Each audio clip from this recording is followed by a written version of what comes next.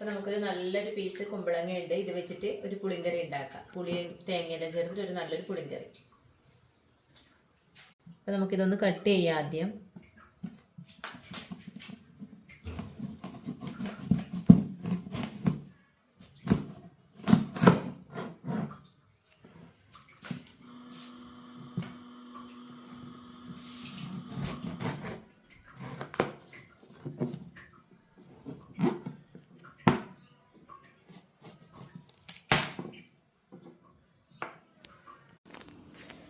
നമുക്കിത് പുളിങ്കറിക്ക് വേണ്ടിയിട്ട് ഇതൊന്ന് നമുക്ക് ചെറിയ പീസായിട്ട് കട്ട് ചെയ്തെടുക്കാം.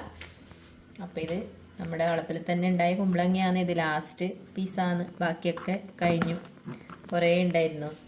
അപ്പോൾ കുറേ ഉള്ളതുകൊണ്ട് നമ്മൾ ഇതിനെ കൊണ്ട് ജ്യൂസൊക്കെ അടിച്ച് കുടിച്ചിട്ടുണ്ടായിരുന്നു കേട്ടോ. പച്ചമാങ്ങയിലുള്ള സമയത്ത് ഇതും പച്ചമാങ്ങയും പച്ചമുളകും എല്ലാം ചേർത്തിട്ട് നല്ല ജ്യൂസ് എല്ലാം ആക്കിയിട്ട് നല്ല ടേസ്റ്റാണ് കേട്ടോ. ഇങ്ങനെ കഴിക്കാൻ നല്ല ടേസ്റ്റാണിത്.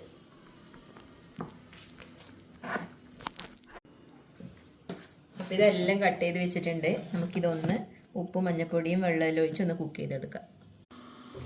അപ്പോൾ ഞാനൊന്ന് ചട്ടി മാറ്റി. എന്താണെന്ന് പറഞ്ഞാൽ ഈ കുമ്പളങ്ങ കഷ്ണം ഒരുപാടുണ്ട്. അപ്പോൾ നമ്മൾ വലിയ ചട്ടിയിൽ തന്നെ എടുത്തിട്ടുണ്ട്. അപ്പോൾ അതിലോട്ട് ഉപ്പും മഞ്ഞൾപ്പൊടിയും വെള്ളവും ചേർക്കാം.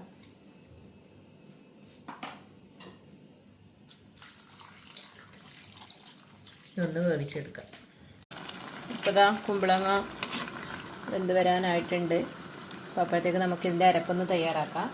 അപ്പോൾ അരപ്പെന്ന് പറയുമ്പോഴത്തേക്ക് ഇത് തേങ്ങ, ചെറിയ ജീരകവും വറ്റൽമുളകും ഇതൊന്ന് അരച്ചെടുക്കാം. പിന്നെ പുളിയും കൂടെ കുതിർത്ത് വെച്ചിട്ടുണ്ട്.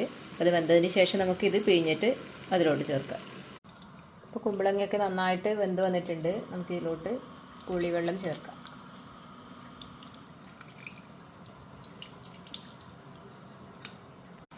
അരച്ച് വെച്ച് അരപ്പ് ചേർക്കാം.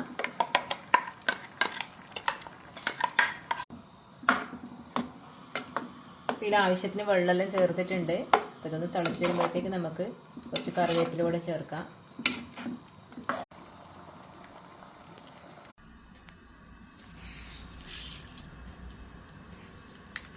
കുറച്ച് കടുകും ഉലുവയും ഒന്ന് പൊട്ടിച്ചെടുക്കാം.